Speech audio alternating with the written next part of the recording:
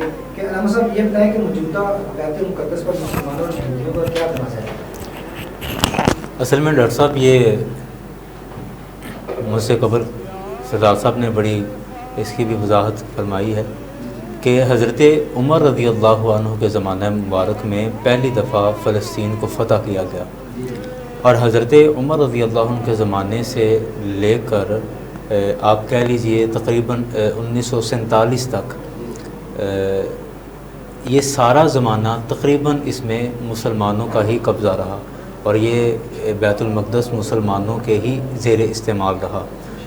ماں سوائے اس کا 5ویں صدی ہجری کا صرف وہ دورانیہ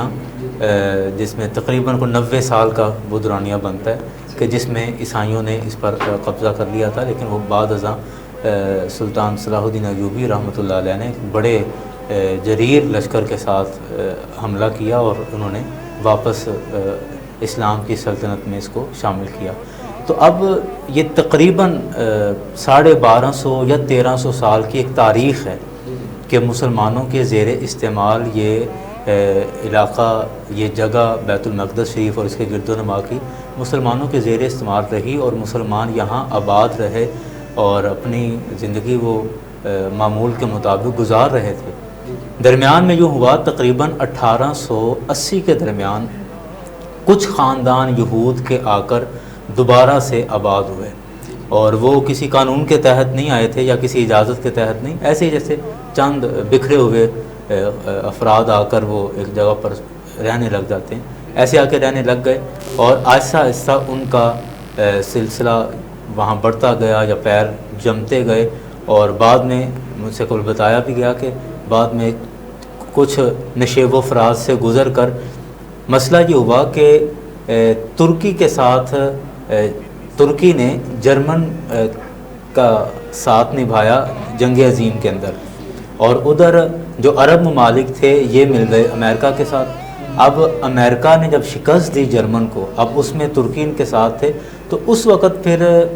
یہ جو ترکی کی چونکہ سلطنت تھی، بیت المقدس فلسطین بھی ترکی کی سلطنت میں تھا، اور ترکی کو شکست ہو گئی، یعنی جرمن کو شکست ہوئی، گویا کہ ترکی کو وہ شکست ہوئی جنگ عظیم کے اندر۔ اس وقت پھر برطانیہ کے اختیارات اس میں بڑھتے چلے گئے، اور انہوں نے اپنے ناجائز اختیارات کا استعمال کرتے ہوئے 1947 میں باقاعدہ یہاں پر یہودیوں کو آ کے آباد کر دیا، اور بعد میں خیر اس پر بھی شور شرابہ ہوا، لوگوں نے کہا کہ یہ آپ ان کو باقاعدہ ہم پر کیسے مسلط کر سکتے ہیں، یہاں ان کو رہنے کی آپ کیسے اجازت دے سکتے ہیں۔ تو پھر یہ مسئلہ اقوام متحدہ کے اندر لے جایا گیا، اور وہاں بھی کہنے کہ ملی بھگت کے ساتھ اس مسئلے کو انہوں نے اپنے حق میں کیا کہ نہیں، دو قومی نظریے کا نام پیش کر کے کہ یہ دو قومی نظریے کے تحت جناب آپ کچھ ایریا وہ یہودیوں کو دے دیں اور کچھ ایریا جو ہے وہ مسلمانوں کو اس میں دے دیں۔ یہودیوں کو اس میں غالباً 40% حصہ دیا گیا تھا، اور مسلمانوں کو 60% اس میں حصہ دیا گیا تھا۔ لیکن اب چونکہ پوش پناہی تو ہو رہی تھی، اور وقتاً فوقتاً مختلف موقعوں پر برطانیہ کی طرف سے امدادی کارروائیاں بھی چل رہی تھیں، تو اب ان کی پشت پناہی کی، برطانیہ کی پشت پناہی کی وجہ سے جو یہودی تھے یہ بڑے اکڑے ہوئے تھے، اور انہوں نے یہ اقوام متحدہ والے فیصلے کے بعد بھی انہوں نے سکون نہیں کیا، بلکہ جو بقیہ کچھ خطے تھے آہستہ آہستہ ان پر بھی حملے شروع کر دیے، لڑائیاں شروع کی، وہاں سے مسلمانوں کو بھگانا شروع کر دیا، اور آہستہ آہستہ انہوں نے پورے فلسطین پر قبضہ کرنا چاہا۔ اور تنظیم تو یہ خیر اپنی پہلے ہی بنا چکے تھے، اور اپنے ریاست کا یہ نام بھی رکھ چکے تھے، جو اسرائیل نام سے ریاست کا اپنا نام رکھ چکے تھے۔ تو اصل جو میں سمجھتا ہوں اس پورے معاملے کے اندر محاذر آئی ہے نا، وہ یہودیوں کے خلاف نہیں ہے۔ دیکھیں پوری دنیا کے اندر یہودی رہ رہے ہیں، اور ممالک کے اندر اور بھی کئی مذاہب کے لوگ رہے ہیں۔ پاکستان ایک اسلامی اسٹیٹ ہے، لیکن یہاں پر عیسائی رہ رہے ہیں، ہمیں عیسائیوں سے کوئی تنگی نہیں ہے، ہمیں کوئی پریشانی نہیں ہے، تو وہ ایک طریقے سے ایک قانونی طریقے کے ساتھ یہاں پہ رہ رہے ہیں، اس میں کوئی حرج نہیں۔ تو میں سمجھتا ہوں کہ فلسطین کے اندر بھی مسئلہ یہودیت کا نہیں ہے، مسئلہ ہے کہ ان کو غیر قانونی ریاست بنا کر کیوں دی گئی، ہمارے گھروں پر قبضہ کر کے وہ ان کو خام خواہ کیوں دیا گیا، یہ اصل مسئلہ ہے۔ اور پھر یا دوسرے آپ سادہ لفظوں میں کہہ لیں کہ اصل مسئلہ یہودیت نہیں بلکہ اصل مسئلہ اسرائیل ہے، کہ جب یہاں پر فلسطین موجود ہے، مسلمان موجود ہیں، وہ اپنی زندگی گزار رہے ہیں، تو اس کے بعد پھر یہ اسرائیل کو کیوں تھوپا جا رہا ہے یا کیوں مسلط کیا جا رہا ہے ہمارے اوپر، اصل یہ تنازع ہے۔ اب وہ جو وہاں کے مسلمان ہیں وہ کہتے ہیں کہ جب ایک تو آپ نے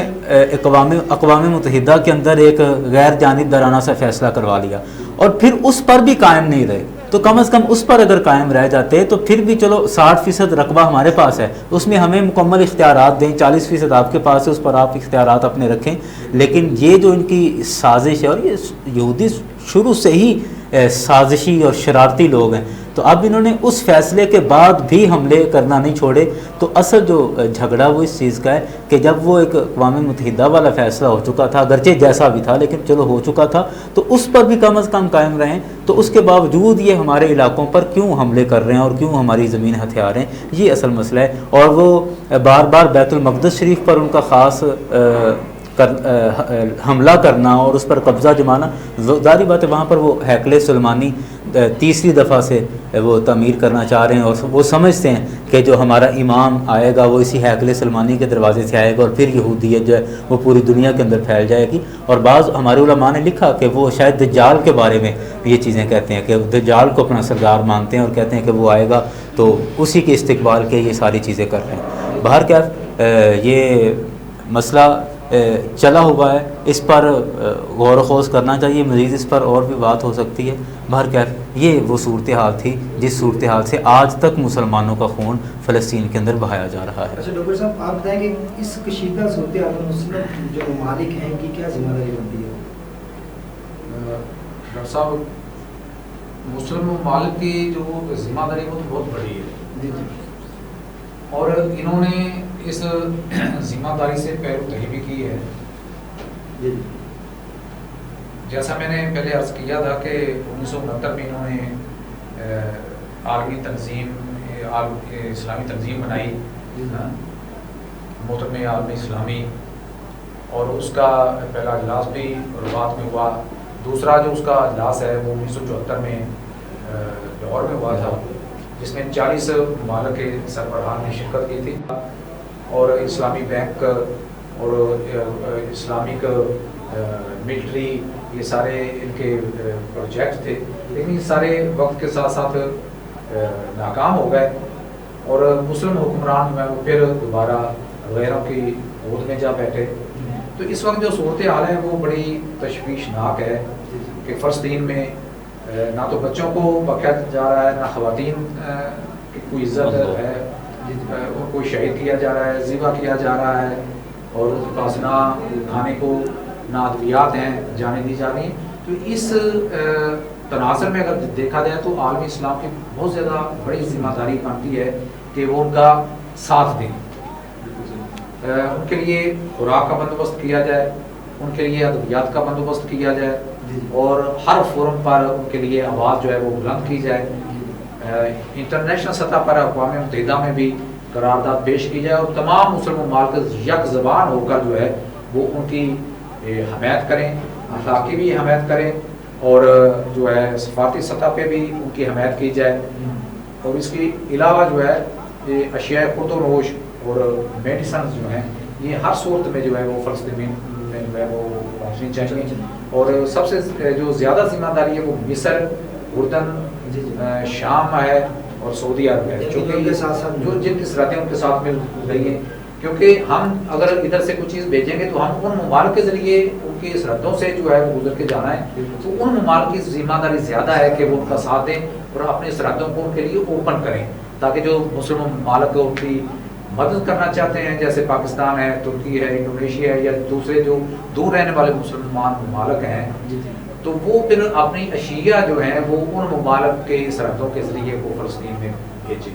تاکہ جو زخمی ہیں ان کی پٹی کی جائے، جو بھوکے مر رہے ہیں ان کے لیے خوراک کو بندوبست کیا جائے۔ تو یہ توجہ نہیں کرتی اور ریاست کو اپنی شاخ خرچیوں سے ہی فرصت نہیں ہے، تو پھر اس صورت میں کیا کریں؟ عوام کیا کریں؟ تو عوام اس صورت میں احتجاج کریں، عوام اس صورت میں اپنی آواز بلند کریں، عوام اس صورت میں اپنی